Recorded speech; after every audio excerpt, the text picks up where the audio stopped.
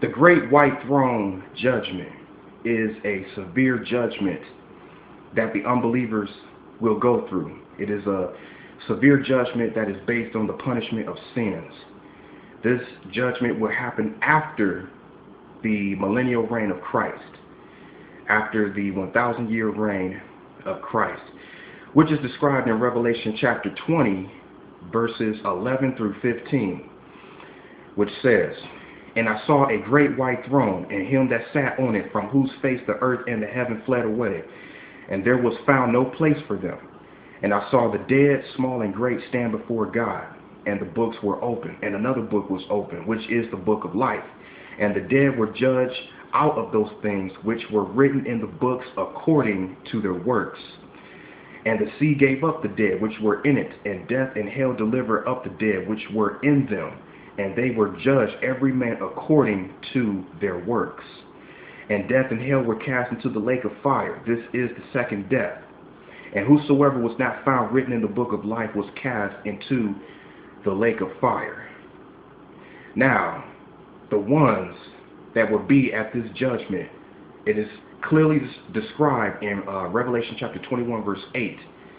It says, "But the fearful, unbelieving, abominable, murderers, whoremongers, sorcerers, idolaters, and all liars shall have their part in the lake which burns with fire and brimstone, which is the second death."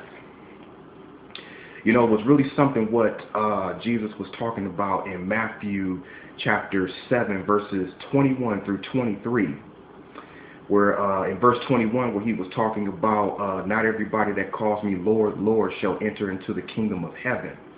You know, I think he was talking about the great white throne judgment, you know, that during that time, you know, most likely people will be scared. You know, the unbelievers, they'll be scared, and they'll try to plead their case. You know, they'll try to convince Christ that they lived for him, that they've done good things for him. You know, they will say things like, "Oh, I've been a good person. I've done this, I've done that, I've done so many good things and stuff." And in verse 22 of Matthew chapter 7, you know, they will say, you know, "Have we not prophesied in your name?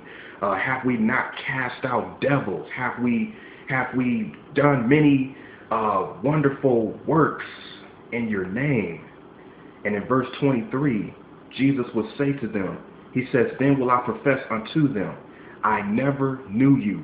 Depart from me, ye that work iniquity." You know, people are living their lives like there is no God, you know, like there is no eternity. You know, they think that, oh, this is what life is all about. Just every day we just do what we want to do. We live any kind of way we want to live, and then when we die, maybe we'll get to heaven. You know, it doesn't work like that. You know, I mean, this life is not going to last forever. It's not. You know, we was placed here for a reason. You know, Ecclesiastes 12:13 says, "Fear God and keep his commandments, for this is the whole duty of man." That one verse tells us exactly why God created us. He didn't create us to live any kind of way we want to live, you know, to party hardy, do drugs and drink and have sex and all that, you know, without being married, and, you know, just all that immorality, you know, and violence and all that. You know, we wasn't put here on earth for that. You know, I mean, soon and very soon, you know, starting with the believers, you know, all the believers, we're going to be judged, you know, on how we lived for Christ. You know, we're going to be evaluated. Everybody that has lived and died and is currently living now will be judged. You know, Hebrews chapter 10, verse 31 says, "It is a fearful thing to fall into the hands of the living God." It is a very fearful thing. You know, I don't want to fall into the hands of the living God, you know, because that's scarier than anything in this earth, you know, anything in heaven. I mean, you don't want to mess with God. You know, you don't want to test God. You know, it's very scary.